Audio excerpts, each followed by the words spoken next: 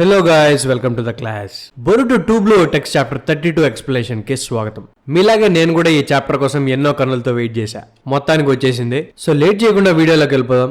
అంతకంటే ముందు మన స్కూల్లో సబ్జెక్ట్ ఫ్రీగానే చెప్పిన సపోర్ట్ ఇవ్వాలి కదా. సో ప్లీజ్ కొంచెం సబ్స్క్రైబ్ చేయండి. అండ్ నా సైడ్ నుంచి ఇంకో రిక్వెస్ట్, ప్లాస్టిక్ ని తక్కువగా యూజ్ చేయడానికి ట్రై చేయండి. చెత్తని డస్ట్బిన్ లో మాత్రమే పడేయండి. మీ చుట్టూ ఉన్న ఎన్విరాన్మెంట్ ని క్లీన్ గా పెట్టుకోండి. చేస్తారని ఆశిస్తూ వీడియోలోకి వెళ్ళిపోదాం.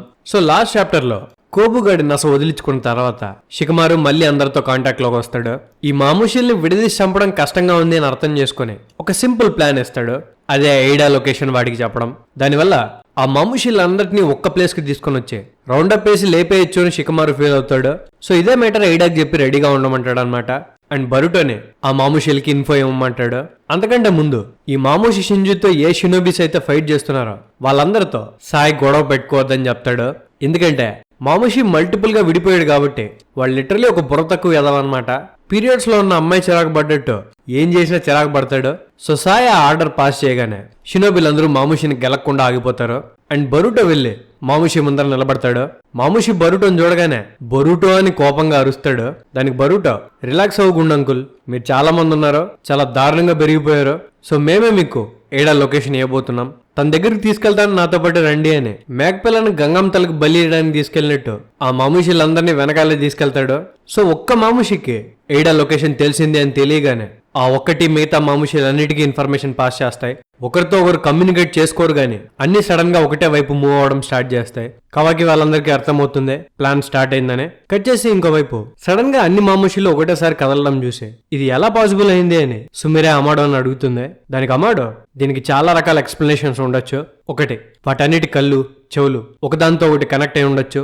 లేకపోతే ఒక్కో మామూషికి ఇంకో మామూషి నుండి డిఫరెంట్ థాట్స్ ఉన్నా, ఇండిపెండెంట్ గా ఎగ్జిస్ట్ అవుతున్నా, అన్నిటికీ కలిపి సింగిల్ కలెక్టివ్ కాన్షియస్నెస్ ఉండొచ్చు అని అంటాడు. దీన్ని ఈజీగా ఎక్స్ప్లెయిన్ చేయాలంటే ఒక్కో మామూషి ఒక్కొక్క రేడియో అనుకుంటే ఈ సింగిల్ కలెక్టివ్ కాన్షియస్నెస్ అనేది రేడియో స్టేషన్ లాంటిది.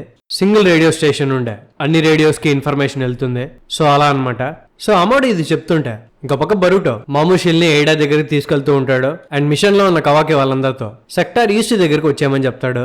ఆ తర్వాత ఒక మామూషితో మాట్లాడుతూ, నేను ఒక అడ్వైస్ ఇవ్వాలనుకుంటున్నాను, అది ఏడా తమ్ముడు డేమన్ గురించి అని బాహుబలి రేంజ్ ఎలివేషన్ ఒకటి ఇస్తాడు. డేమన్ ఏడాకి బాడీ గార్డ్. తన ఎట్టి పరిస్థితుల్లో వాళ్ళ అక్కని కాపాడుకోవడానికి ట్రై చేస్తాడు.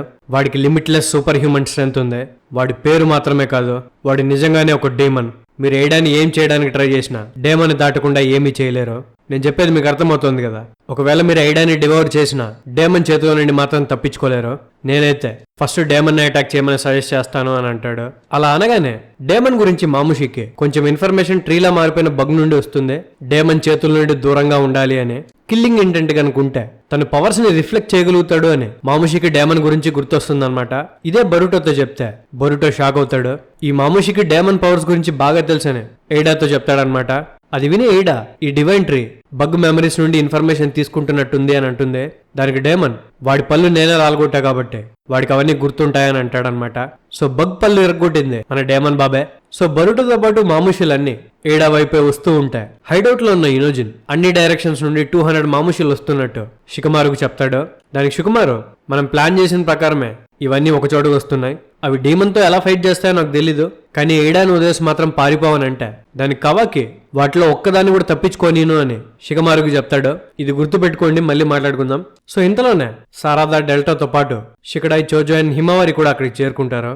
ఇంతలోనే షికమారు సారాదాతో, నువ్వు నీ ఓహి రూమే యూజ్ చేసి ఎంతమంది మామూషిల్ని ఒకటేసారి చంపగలుగుతావు అని అడుగుతాడు.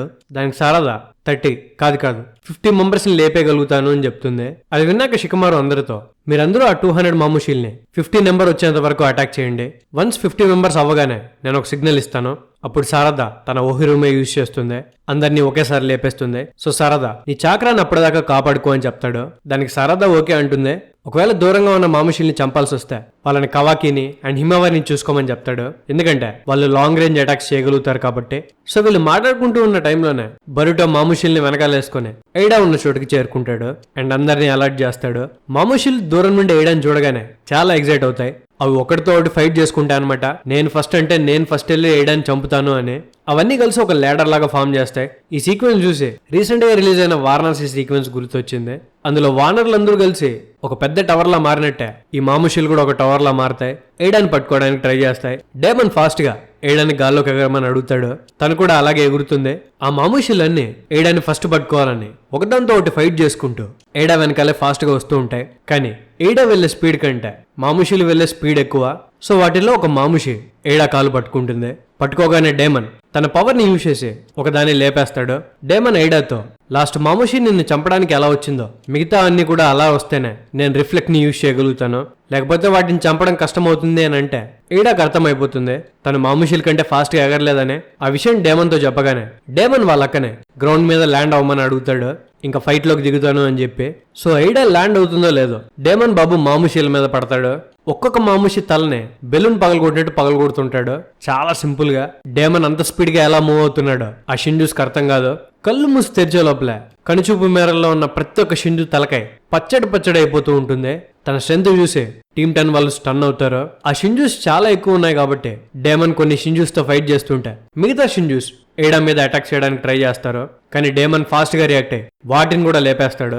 అండ్ ఆ షింజూస్ తో ఏంట్రా మీరు అసలు ఇంతకీ మా అక్కని చంపడానికి ట్రై చేస్తున్నారా, ఇలా అయితే ఏం పీకలేరు, నన్ను దాటి మా అక్కని ఎప్పటికీ చేరుకోలేరు అని అంటాడు. ఇంతలోనే ఒక మాముషి చాలా కోపంగా డేమన్ చంపడానికి తన వైపే వస్తాడు. డేమన్ కి కావాల్సింది కూడా ఇదే, కిల్లింగ్ ఇంటెంట్ తో తను చంపడానికి తన వైపు రావాలి. అలా రాగానే పిచ్చ నా కొడకల్లారా అని డేమన్ ఆ పవర్ ని రిఫ్లెక్ట్ చేస్తాడు. రిఫ్లెక్ట్ చేయగానే మిగతా షింజుల తలకాయలు కూడా పగిలిపోతాయి. ఇనోజిన్ ఇదంతా హైడౌట్ నుండి చూసి చాలా హ్యాపీగా ఒకే ఒక నిమిషంలో 200 మందిలో సగం మందిని లేపేశాడు.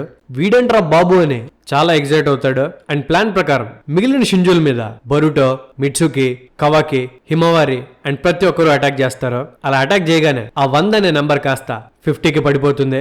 50 అనే నెంబర్ రాగానే ఇనోజిన్ షికమారుకి చెప్తాడు. షికమారు సారదాకి సిగ్నల్ ఇస్తాడనమాట. వెంటనే సారదా గాల్లోకి లేస్తుంది. తన మాంకెకో షారింగ్ అన్ని యాక్టివేట్ చేస్తుంది. తన ఓహిరుమ చుట్టుపక్కల ఉన్న ప్రతి ఒక్క మాముషి స్ట్రైట్ గా స్వర్గానికి పోవడానికి రెడీ అయినట్టు ఒక్కసారిగా లేస్తాయి.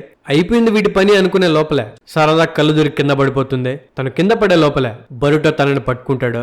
అది చూసి కవాకి వాళ్ళకి ఏం జరుగుతుందో అర్థం కాదు. ఇంతకీ ఏమైంది అని షికమారు అడిగితే స్ప్రో కోల్పోయింది అని బరుటో చెప్తాడు. ఛాన్స్ దొరికిందో లేదో మాముషీలన్నీ మల్టిపుల్ గా స్ప్లిట్ అయిపోవడం స్టార్ట్ చేస్తాయి. షికమారు డెల్టాతో మాంకెకో షారింగ్ అని ఎక్కువ చక్రాన్ని యూజ్ చేస్తుందని నాకు తెలుసు, తను ఇంతకు ముందు తన ఓహిరుమే పవర్ ని యూజ్ చేసిందా అని అడుగుతాడు. దానికి డెల్టా అవును కానీ ఒక్కసారి యూజ్ చేసిందే, మేబీ తను బాగా స్ట్రెయిన్ అయిందేమో అని డెల్టా చెప్తుంది. అది విని షికమారు షాక్ అవుతాడు. ఎందుకంటే సారదా ఓహిరుమ యూజ్ చేసినప్పుడు షికమారు కోబుగాడితో ఇంట్రాగేషన్ లో ఉండుంటాడు. సో తనకేం జరిగిందో తెలియదు అనమాట, లేకపోతే ముందుగా జాగ్రత్త తీసుకొని ఉంటాడు. సో ఉన్నటువంటి సడన్ గా ప్లాన్ ఫెయిల్ అవడంతో మాముషీలు దారుణంగా స్ప్లిట్ అయిపోతుంటాయి. అండ్ స్ప్లిట్ అయ్యేటప్పుడు జస్ట్ మిస్ మా ప్రాణాలు పోయేవి, మీరు మమ్మల్ని చావు అంచు దాకా తీసుకెళ్లారు, దానివల్ల మా సర్వైవల్ ఇన్స్టింక్ట్స్ అన్ని యాక్టివేట్ అయిపోయాయి, ఇప్పుడేం చేస్తారో చూడండి అని స్ప్లిట్ అవుతూనే ఉంటాయన్నమాట. కవాకి ఇదంతా చూసి మిమ్మల్ని అందరినీ ఒకేసారి లేపేస్తాను అని చెప్పి వాటి మీద ఒక బ్లాస్ట్ అటాక్ ని యూజ్ చేస్తాడు. అలా యూజ్ చేసిన మాముషీలు వస్తూనే ఉంటాయి. ఏమవుతుందో తెలియదు గానీ కవాకి బాడీలోంచి పొగలు బయటకు వచ్చేస్తాయి. కదలలేని సిచ్యువేషన్ లో అక్కడే కింద పడిపోతాడు. సుమిరే అది మానిటర్ లో నుండి చూసి తన బాడీ ఓవర్ హీట్ అవుతుంది అని అంటుంది. దానికి అమ్మాడు తనకు ఆల్రెడీ చెప్పాను, తన అవసరమైన దానికంటే ఎక్కువ పవర్ ని యూజ్ చేశాడు అని చెప్పి కవాకిని అక్కడి నుండి ఫాస్ట్ గా వచ్చామని అడుగుతాడు. కానీ ఇంతలోనే ఒక మాముషి కవాకిని క్యాప్చర్ చేస్తుంది. కవాకి బాబు జస్ట్ ఒక 10 నిమిషాల ముందర ఒక్క మాముషిని కూడా తప్పించుకోనీను అని అన్నాడు. చూస్తే జూలైలో బ్రహ్మానందం దొరికిపోయినట్టు 10 నిమిషాలు దొరికిపోయాడు. సో కవాకి దొరికిపోవడం చూసి హిమవారి పానిక్ అవుతుంది. అక్కడ జరుగుతున్న సిచ్యువేషన్ చూసి ఏడాకి మెల్లగా భయం స్టార్ట్ అవుతుంది అనమాట. ఎందుకంటే లిటరల్లీ వాళ్ళ ముందర 1000 మాముషీలు ఉంటాయి. ఆ 1000 కూడా మల్టిప్లై అవుతూనే ఉంటాయన్నమాట. ఒక పక్క సారదా స్పృహ తప్పిపోయింది. కవాకి కదలలేని సిచ్యువేషన్ లో ఉన్నాడు. డేమన్ ఏమో వాళ్ళ అక్కని కాపాడుకుంటున్నాడు. మిట్సుకి, కోనహామారు అండ్ డెల్టా వాళ్ళు సారదాకి కాపలాగా ఉండాలి. కళ్ళ ముందరే 1000 మంది షింజుల సైన్యం. ఆ సైన్యాన్ని ఎదుర్కోవడానికి మిగిలింది మాత్రం ఒక్క బరుటో మాత్రమే. మీకు బాగా గుర్తుంటే Namikaze Minato third shinobi world war అప్పుడు 1000 మంది స్టోన్ షినోబి వాళ్ళతో ఫైట్ చేసి ఒంటి చేత్తో వార్ని గెలిపిస్తాడు. ఇప్పుడు అలాంటి సిచ్యువేషన్ లోనే తన మనవడు బరుటో ఉజుమాకి ఉన్నాడు. కనుచూపు మేరల్లో ఎక్కడ చూసినా కనికరం లేకుండా చంపడానికి రెడీగా ఉన్న షింజులు. అవన్నీ ఒక్కసారిగా మీద పడితే అందరూ పద్మవ్యూహంలో ఇరుక్కున్న అభిమన్యులు అవుతారు. కానీ ఈ పద్మవ్యూహాన్ని ఛేదించబోతుంది మాత్రం అభిమన్యుడు కాదు, అర్జునుడు.